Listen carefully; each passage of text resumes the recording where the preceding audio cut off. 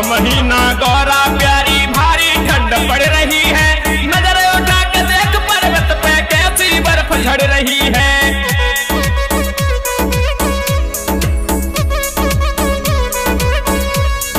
माह महीना गौरा प्यारी भारी ठंड पड़ रही है, नजर उठा के देख पर्वत पे कैसी बर्फ झड़ रही है।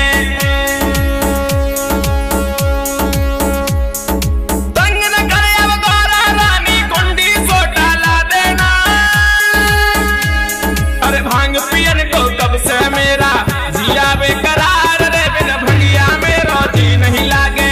गौरा हमारे रे, बिन भंगिया में रोजी नहीं लागे।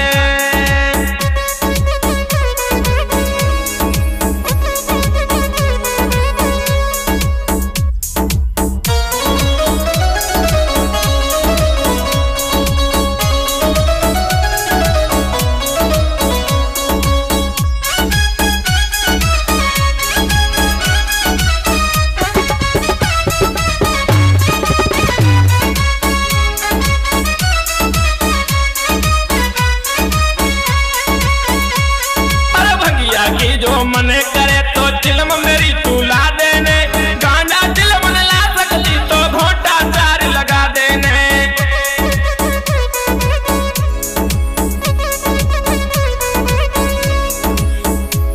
अरे भंगिया की जो मन करे तो चिलम मेरी तू ला देने, गांजा चिलम न ला सकती तो घोटा चार लगा देने।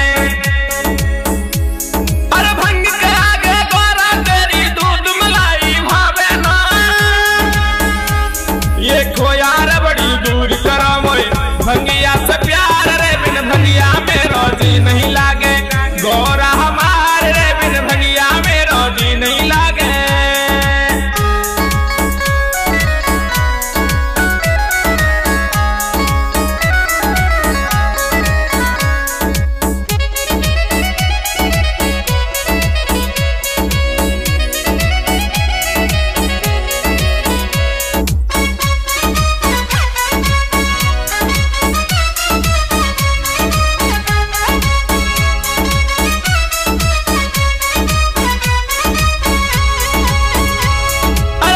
होके गौरा जब जब तू मायके को जाती है, तेरी कसम तन्हाई में मेरा भांग ही साथ निभाती है।